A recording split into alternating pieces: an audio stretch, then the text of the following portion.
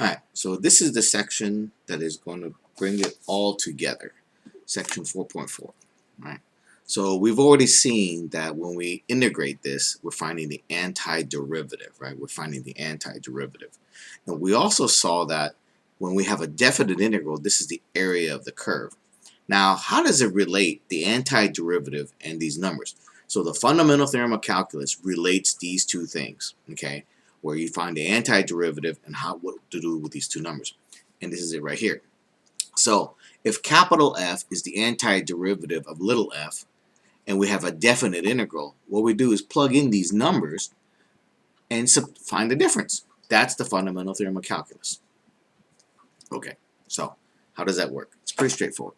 So first you find the antiderivative. So I'm going to use the power rule here. So that's going to be 1/3 x cubed minus 3x. And I'm going to take that between 1 and 2. I want you to note that when I do this definite integral, that I am not putting the plus c in here. So the plus c is not important. Well, and if you want to put it in, it's okay, but it's not going to make a difference. Just don't bother. Alright, so now what you're going to do is just substitute. So I'm going to substitute 2 in there. That's going to be 8/3 minus 6. And then subtract, put the 1 in there. That's going to be 1/3 minus 3. So I substituted 2 into that antiderivative, and that's what I got. Minus, I substitute the 1 into the antiderivative, and that's what I got. Now I just work it out. That's 8/3 minus 1/3, that's 7/3. Negative 6 minus a negative 3, that's what? Negative 3. So what's that? That would be 9/3. 7/3 minus 9/3 is negative 2/3. And that's the answer. And that's the answer. Right? So that would mean that if this were drawn on a graph, that would be the area between the curve x squared minus 3 and the x-axis between the points x equals 1 and x equals 2. Alright, that's it. Let's look at B. First, let's set it up so we can easily integrate it. So I'm going to do a rewrite. So it's x to the 1/2 dx. Now I'm going to apply the power rule.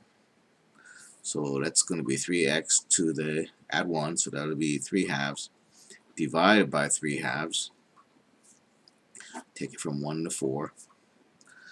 Let's clean this up a little bit. 3/2 divided by 3/2 is going to be 2.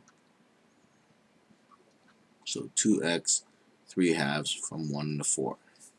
Now we're going to plug in these numbers. So it's 2 times 4 to the 3/2 minus 2 times 1 to the 3/2.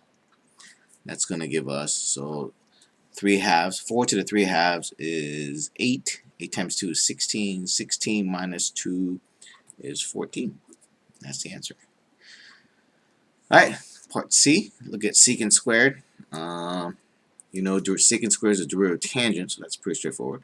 So it's tangent x taken from 0 to pi fourths. Tangent of pi fourths minus tangent of 0 is just 1. Right? Tangent of pi fourths is 1. Tangent of 0 is 0. So it's 1 minus 0, or just 1.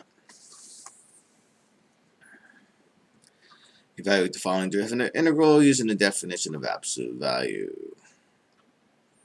Using the definition of absolute value.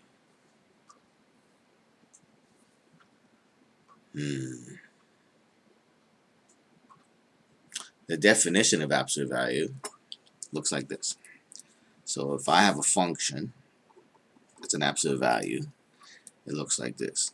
It's the opposite of x when x is less than 0, and it's equal to x when x is greater than or equal to 0. Alright?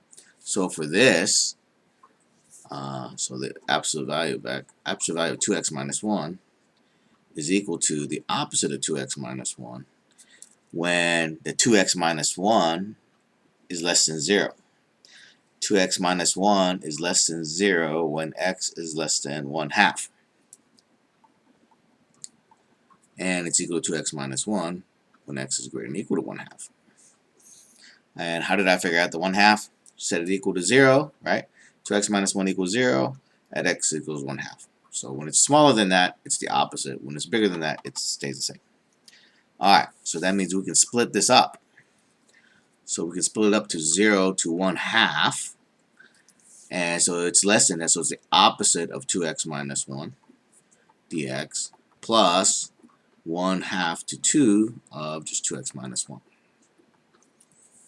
Alright, so distribute that, so that's going to be 0 to half of negative 2x plus 1 dx. I'm not going to do it yet. 1/2 to 2, 2x minus 1 dx. Let's go and work this out. Okay, so that's going to be, so I'm using the power law on this, power rule, so it'll be x squared over 2, so that's going to be just negative x squared plus x, and I'm going to take that from 0 to 1/2, plus integrate this one, that's just going to be x squared minus x, and take that from 1/2 to 2. Alright, now I'll plug in the half into this expression. Plug in the half, I'm going to get negative 1/4 plus 1/2 is 1/4, plus or minus 0, right? Plug in the 0, plus plug in the 2, that'll be 4 minus 2 is 2, minus plug in the half, that's going to be 1/4 minus 1/2, that's going to be a negative 1/4, and so that's 1/4 plus 1/4, so that's 1/2, so it's 2.5 or 5/2. I'm going to leave the comments open just in case I did some bad math there. Alright, it's Saturday morning. I need to get this done. Sorry, my brain may not be with me. Use the fundamental theorem of calculus to find the area bounded by the graph of that and the vertical lines. X equals 0, x equals 2, and the x-axis. Basically, integrate that between 0 and 2. 0 and 2, 2x squared minus 3x minus 2 dx. So you're just going to integrate that. So that's what, 2/3 x cubed minus 3/2 x squared minus 2x from 0 to 2. If you plug in 0, all that's gone, so the only thing you got to worry about is plugging in 2. Alright, so that's still a pain though. So it's 2/3 times 8 minus 3/2 times 4 minus 2 times 2. 16/3 minus, what's that? That's 2, that's 6, 4. That's 5 1/3. Okay, never mind. Negative 10. You do the math. It's 5 what's 5 minus 10? Negative 5. Negative 5. So it's negative 4 2/3. Negative 4 2/3. That's what? Negative 14/3. Okay, let's do it again. Negative 10 is negative 30 over 3, negative 14/3. Alright, that works. The mean value theorem. Okay. Oh, there it is. This is basically saying that there is some C on that interval from A to B where the functional value of it times the difference or the length of the interval is equal to that integral. Okay, I think you may have misheard what I just said, because I said length of the interval is equal to the integral. Okay, so the length of the interval times some y value of that function is equal to the definite integral from a to b of that function. Yeah, that probably didn't help you understand it. We'll see it in action. Alright.